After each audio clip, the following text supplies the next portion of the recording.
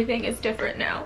I don't understand why this is happening to me. I don't feel like I deserve this. Hey guys, welcome back to my channel. I have not talked about this in a long time, and I think the reason why I haven't talked about it is because I'm just past this in my life, but that doesn't mean it didn't happen. So today we're gonna talk about my deadly bone marrow failure disorder that I was diagnosed with back in 2016. I was living in New York City. I was a full-time YouTuber at the time. Wow, how things have changed. My life was pretty picture perfect at the time. I was living in a cute little one-bedroom apartment on the Upper East Side.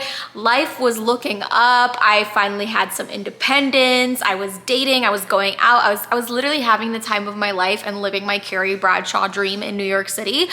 And then it all came crashing down during one particular trip I took to Czech Republic to visit my family. I couldn't help but notice that I had blood spots all over my skin. I was super out of breath, like even after taking a few steps. I had insane bruises all over my body. I had a whooshing feeling in my head, and I just felt like something wasn't right. And I kept telling myself it was a sinus infection or that it was allergies. But when I got back from that trip, I knew that I had to go and get a blood test done and go see a doctor. And I did that. And then literally the next day, my life completely changed. I was called and told that I needed to urgently get to a hospital because all of my blood counts were dangerously low. And then basically I was told it's either leukemia or it's something else. And the doctor told me that I had something super rare, and it is called aplastic anemia, and I had a severe case of it. If you guys are wondering what aplastic anemia is, let me just give you a brief little rundown. Aplastic anemia is a very rare bone marrow failure disorder. The cause of aplastic anemia is not necessarily known. There are genetic factors and it can be hereditary, but most cases of aplastic anemia are called idiopathic, which means that there really is no known cause. It is suspected that it can be caused by exposure to toxic chemicals, radiation, environmental factors, or it could be triggered by a virus that enters your system and makes a mutation in your bone marrow. For example, it is believed that viruses such as parvovirus and mono might trigger aplastic anemia. It is also known that pregnancy can trigger aplastic anemia. And I don't even want to go down this road, but it's also said that maybe some certain vaccinations can trigger aplastic anemia.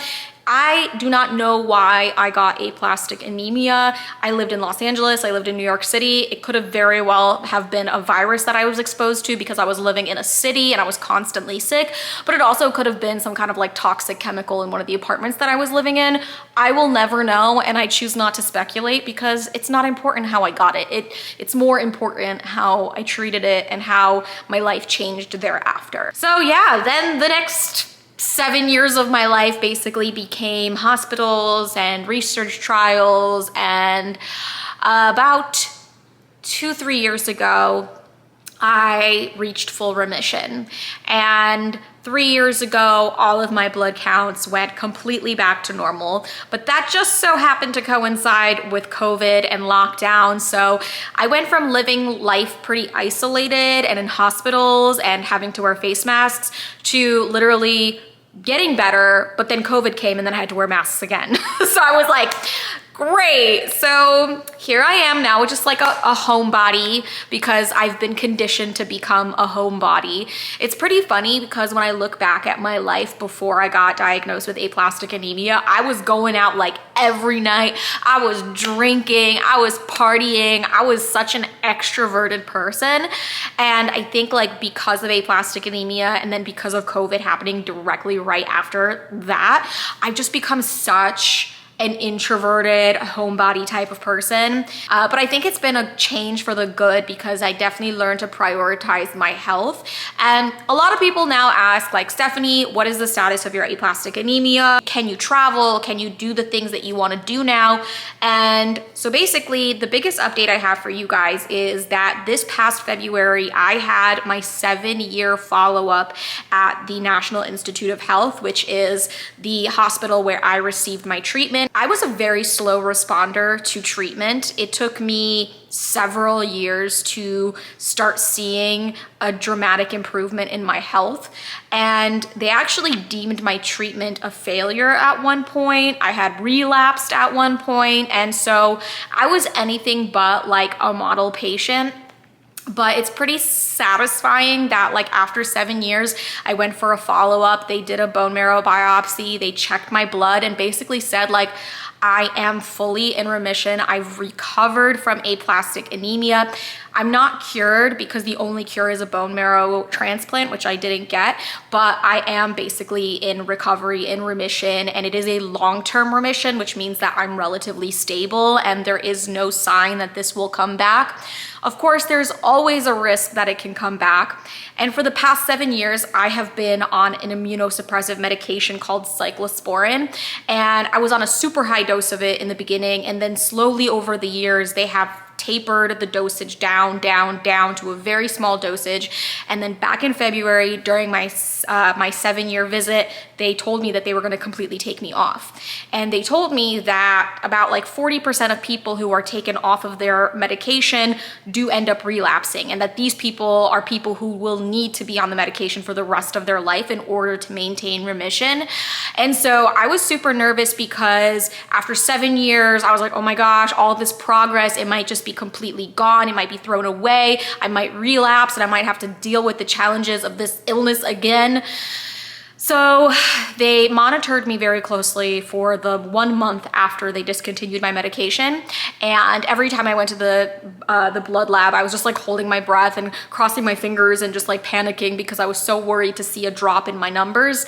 But actually my numbers increased when they took me off of the medication. So not only did it show me that I was fully in remission and that I was no longer counting on this medication to keep me alive, but like I actually was better off without the medication now. So my blood counts are amazing. My platelets are great. My white blood cells are like pretty average. My red blood cell is fine. I'm super active. I go to the gym, I snowboard, I play golf.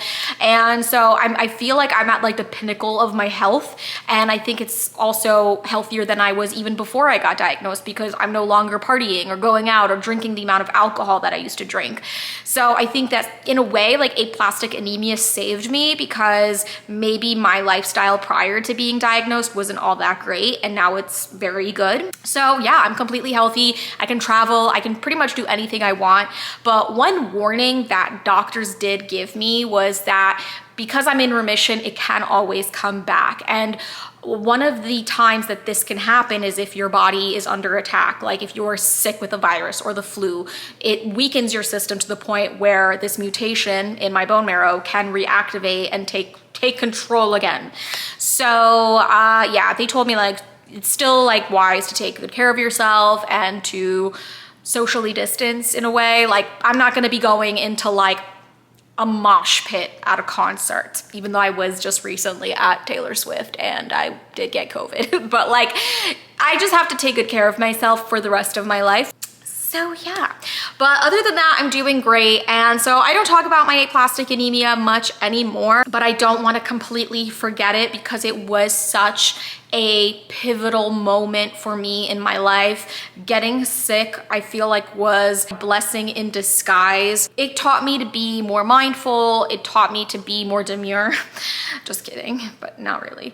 It taught me to be more compassionate and it taught me to value life a lot more. And I feel like I'm so much less stressed out about some things because I dealt with a life and death situation. Like some of my friends will just be like so stressed about things going on in their lives. And I'm just like, girl, but are you dying though? Because like, if you're not dying, it's gonna be fine. Because I know at the end of the day, what it's like to have lost your health, and your health is literally everything. So anything else that's going wrong in your life is like, it's gonna be fine. I'm really grateful that I was able to have that perspective be forced upon me through this cruel illness, which is actually awful. But yeah, I guess it's made me a stronger person. And I'm really grateful to everybody that's followed my journey on here with aplastic anemia. And I probably won't talk about it very much anymore, but of course we'll answer any questions you guys have about it. And if you're in the comments like asking, oh my God, I have the same symptoms as you, do I have this?